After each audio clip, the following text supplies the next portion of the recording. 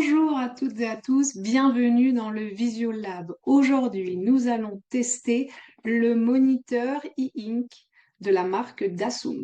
Alors, c'est quoi un moniteur e-ink? C'est un écran d'ordinateur qui ressemble à une liseuse. C'est la même technologie que les liseuses. Pour l'instant, il y a encore peu de concurrents sur le marché. On a Dassault, on a Bigm, on a Boox. Et celui qu'on va tester aujourd'hui, c'est un écran e-ink 13 pouces, noir et blanc, qui vaut 580 euros. Je l'ai reçu rapidement, en 8 jours, par DHL. Attention, il y avait des frais de douane qui n'étaient pas prévus initialement. Et moi, là, ça fait 2 mois que je l'utilise. Je vais vous faire part de mes retours. Qu'est-ce qu'un e-ink? À qui ça s'adresse? Est-ce que c'est efficace? Et quel est l'impact sur mon confort visuel? E-ink, ça signifie encre électronique. C'est le même type d'écran que les liseuses. On a un effet papier. Ça fonctionne sans LED ni rétroéclairage. En fait, ça fonctionne par impulsion électrique. Chaque écran est composé de millions de petites billes qui contiennent elles-mêmes des microparticules blanches et des microparticules noires. L'écran va envoyer de toutes petites impulsions électriques pour faire bouger ces particules. Quand l'écran envoie un signal électrique positif, les particules noires vont monter dans la bille, ce qui va la colorer en noir. Quand l'écran va envoyer un signal électrique négatif, ce seront les particules blanches qui vont monter dans la bille et qui vont la colorer en blanc. L'image va donc se construire parce que chaque bille peut être noire ou blanche. Alors la particularité de Link, c'est le ghosting. Quand tu vas surfer sur Internet, que tu vas passer d'une page à l'autre, il va y avoir des particules qui vont rester coincées au milieu de la bille. C'est ce qu'on appelle le ghosting. Ça laisse une ombre, ça laisse le fantôme de la page d'avant. D'ailleurs, le ghosting est beaucoup plus visible sur les pages noires que sur les pages blanches. Alors, pour nettoyer ça, il va falloir faire ce qu'on appelle un autoclear. L'autoclear, ça consiste à envoyer une impulsion électrique plus forte pour forcer toutes les particules à se remettre à leur place et pour effacer le ghosting. C'est comme un reset physique de toutes les billes. L'impulsion électrique va forcer dans un premier temps toutes les particules noires de toutes les billes à monter, puis va forcer toutes les particules blanches de toutes les billes à monter. On va donc avoir alternativement un écran tout noir, puis un écran tout blanc, ou inversement.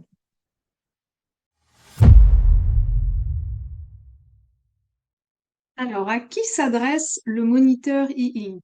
Ça s'adresse à toutes les personnes qui travaillent toute la journée sur ordinateur, qui ont une fatigue oculaire à la fin de la journée. Ça s'adresse également aux personnes qui ont des problèmes de vue, qui ne supportent plus le rétroéclairage des ordinateurs, rétroéclairage à la LED, ou tout simplement aux personnes qui sont préoccupées par le bien-être de leurs yeux.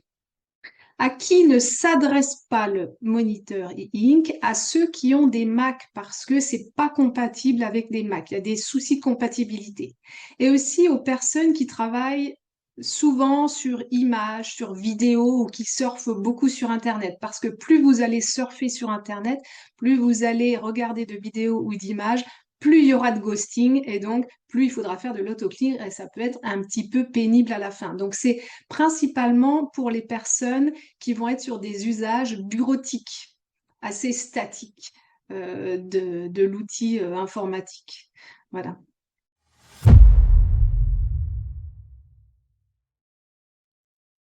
Je vais vous montrer comment brancher votre moniteur e-ink à votre ordinateur.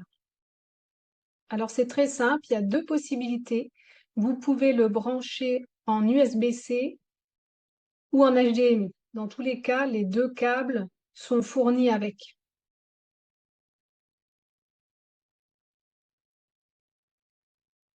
Ensuite, vous branchez votre moniteur à la prise sur secteur. Ça aussi, c'est un câble qui est fourni avec. Et vous le branchez à votre ordinateur. Et le tour est joué. L'écran fonctionne tout seul.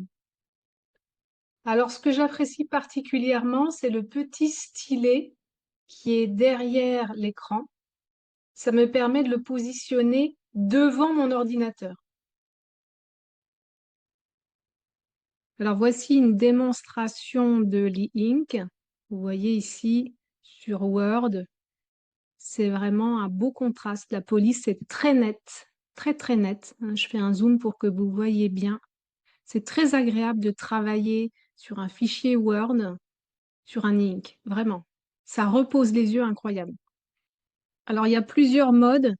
Vous pouvez jouer avec ces modes-là, le mode image, le mode active, le mode web et le mode texte. Et puis l'intensité, si vous voulez plus d'intensité, plus noir ou alors beaucoup plus clair. Moi, pour ma part, je préfère le mode texte et l'intensité la plus claire. Voilà, le défilement impeccable, très fluide, très belle police.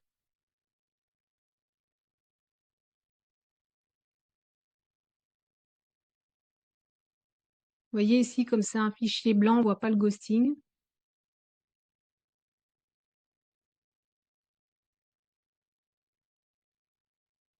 Alors ici, si on fait du surf sur Internet, vous voyez, il y a des petits ghostings qui apparaissent, hein, mais parce que je suis en dark.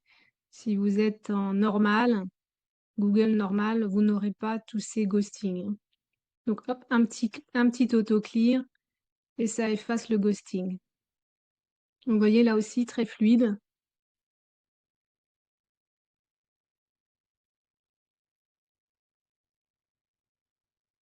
Alors si on essaie les images, donc là encore, hein, il faut jouer avec le mode, si vous préférez en mode web, en mode image, en mode texte ou en mode actif. Moi, pour ma part, même pour les images, je préfère le mode texte parce que je trouve qu'il est beaucoup plus contrasté. On voit plus les détails et c'est plus net. Vous voyez ici, très beau rendu, très belle qualité. Un gros ghosting. Ici, vous voyez l'image. Hop, un autoclear et c'est réglé. Mais ça veut dire que si vous travaillez beaucoup avec des images, il va falloir faire souvent l'autoclear, hein. Alors, une vidéo, qu'est-ce que ça donne? Donc, vous voyez, c'est tout à fait acceptable, hein. C'est tout à fait possible de regarder des vidéos sur un e-ink. Là encore, on peut jouer avec le mode. Quel est le meilleur mode pour la vidéo? Le mode active est pas mal, hein, pour la vidéo. C'est à vous de voir, mais en tout cas, on voit quand même que c'est assez fluide.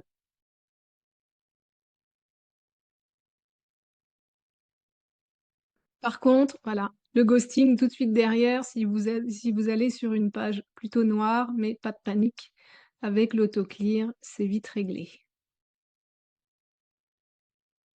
Donc voilà, pour moi, vraiment, pour un usage Word, Excel, enfin, bureautique, l'e-ink, c'est vraiment impeccable. Ça repose les yeux. On a vraiment l'impression de travailler sur du papier. La police est très nette, le défilement est très fluide. Donc oui, pour ce type d'usage, je dirais, c'est vraiment l'idéal. Pour tout ce qui est vidéo, bon, moi je regarde aussi des vidéos, hein, sur l'e-ink. Ça peut être un peu moins agréable parce que c'est en noir et blanc et parce qu'il va y avoir un peu plus de ghosting, mais c'est tout à fait possible et envisageable, hein. Les images, pareil, très jolies. Maintenant, si vous avez besoin de la couleur, c'est pas un noir et blanc qu'il faut prendre, hein. Il existe des inks en couleur, mais il paraît que le contraste est moins bon. Voilà. Ghosting ici, un petit coup d'autoclear et hop, c'est réglé. Gros ghosting, autoclear. Vous voyez ici, il y a encore du ghosting. Des fois, il faut le faire 2 ou 3 fois, hein. Quand c'est un document Word, il m'est arrivé de le faire que 3 fois dans la journée, hein. Si vous travaillez que sur Word de toute la journée, vous n'allez pas faire beaucoup d'autoclear, hein. Donc, c'est plus si vous surfez sur Internet, si vous travaillez sur des images ou des vidéos, oui, là, vous allez faire beaucoup d'autoclear.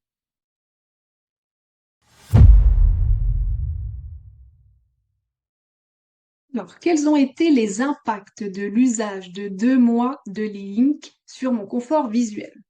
Deux principaux impacts. Le premier, c'est un désintéressement total de l'outil informatique. Habituellement, quand je travaille sur ordinateur, je suis comme hypnotisée par les belles couleurs, les notifications. Je vais à droite, je vais à gauche, ça nous amène à finalement regarder une vidéo de chaton alors qu'on cherchait quelque chose sur le nucléaire. Eh bien là, il y avait un désintéressement de l'outil informatique, c'est-à-dire que j'utilisais mon écran pour travailler et je n'avais pas envie de surfer sur Internet. Donc j'ai passé moins de temps sur écran, ce qui n'est pas un mal. Alors ça, c'est plus le fait que l'écran soit en noir et blanc, à mon avis, que le fait qu'il s'agisse d'un ink. Mais j'ai trouvé ça très intéressant comme impact parce que je m'y attendais pas. Le deuxième impact, c'est qu'il y a eu beaucoup moins de tension. Habituellement, quand je suis toute la journée sur écran, j'ai des tensions oculaires, des tensions corporelles, des tensions nerveuses. À la fin de la journée, je suis comme une pile électrique et à la fois comme un zombie un peu dans le coltard. Eh bien là, pas du tout. C'est exactement le même effet que si je lisais un livre. Bon, ben voilà, je m'arrête de lire un livre, j'ai zéro effet corporel. Et donc ça, j'ai trouvé ça vraiment très impressionnant d'avoir ce zéro tension corporelle, oculaire et nerveuse. Et d'ailleurs, au niveau oculaire, d'habitude, le soir, après une journée de travail sur ordinateur, ma vue, elle est floue de loin. Et là, ce n'est pas le cas. Ma vue est aussi claire le soir que le matin et ça, j'ai trouvé ça vraiment génial.